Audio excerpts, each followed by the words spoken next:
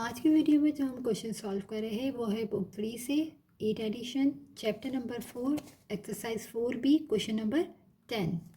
Solve each of the following equations. यहाँ पर हमारे पास इक्वेशंस गिवन है और फर्स्ट पार्ट में दिया हुआ है हमें कि 11 की पावर है a इक्वल है 1331। तो सबसे पहले हम क्या करेंगे, 1331 के फैक्टर्स बना लेते हैं।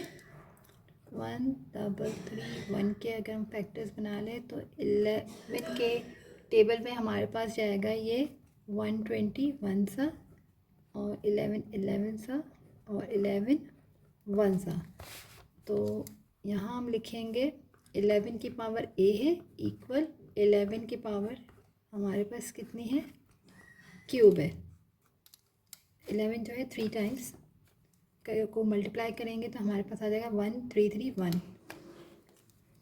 अब हमारे पास बेस दोनों की सेम हो गए हैं, यहाँ पर भी 11 है और यहाँ भी 11 है, तो हम पावर्स को उतार सकते हैं। तो a की वैल्यू हमारे पास क्या आ जाएगी, a इक्वल हो जाएगा 3 के, क्योंकि दोनों के बेस में क्या है 11 है और ये दोनों इक्वल है, तो a की वैल्यू किसके इक्वल है, 3 के।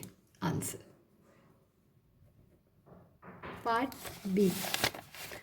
बी में हमारे पास है कि 2 की पावर b है और 1/128 है। तो अगर हम 128 के फैक्टर्स बना लें, 2 6 सा और 4 सा 2 30 2 सा 2 16 सा 2 8 सा 2 4 सा 2 2 सा और 2 1 सा। तो 7 टाइम्स जाएगा। 2 को अगर हम 7 टाइम्स मल्टीप्लाई करें तो 128, 2 2 सा 1 2 3 4 5 6 7। हम यहाँ लिखेंगे 2 की पावर b इक्वल है 1/2 की पावर 7। अब यहाँ हमारे पास 2 की पावर 7 जो है वो डिनोमीटर में है, तो हम इसको क्या करेंगे, न्यूमरेटर में शिफ्ट करेंगे 2 की पावर b, और जब इसको हम न्यूमरेटर में करेंगे तो पावर क्या हो जाएगी -7, क्योंकि यहाँ पर पॉजिटिव थी, जब उसको हमने उसको ऊपर शिफ्ट किया तो पावर हो गई -7। क्योंकि हमें वैल्यूज फाइंड करनी है तो दोनों के बेस में अब 2 है और b किसके इक्वल हो जाएगा, -7।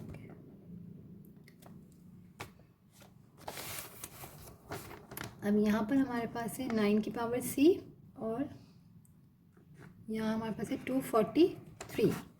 तो सबसे पहले हम यहाँ क्या करेंगे कि अगर हम यहाँ लिख देते हैं कि यहाँ 9 है तो 3 का स्क्वायर और यूँ c लिख सकते हैं, क्योंकि 9 जो है अगर हम 3 को 2 टाइम्स मल्टीप्लाई करेंगे 3 3 ज़ा 9। तो हमने यहाँ पहले इसको पावर में कर दिया, और यहाँ अगर हम फैक्टर्स बना ले 243 के, तो 3 के टेबल में अगर हम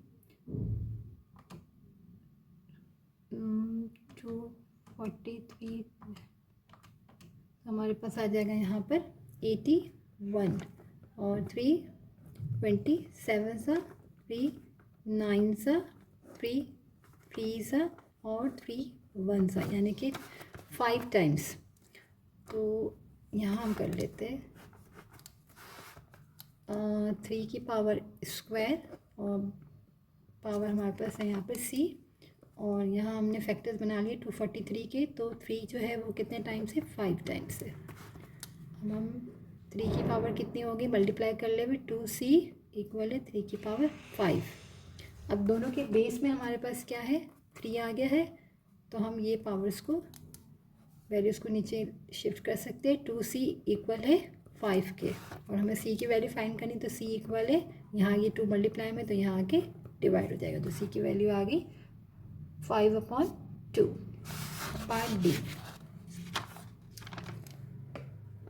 पार्ट डी में हमारे पास है 10 की पावर d और यहाँ पर 0.01, तो 10 की पावर d और यहाँ हमारे पास है 0.01, यानी कि अगर इसको हम डेसिमल फॉर्म से फ्रैक्शन फॉर्म में लिखे तो 1/100, क्योंकि यहाँ पर 2 नंबर्स है तो 2 0 आ जाएंगे, पॉइंट के बाद 2 नंबर्स है, तो हमारे पास कितना आ जाएगा 1/100।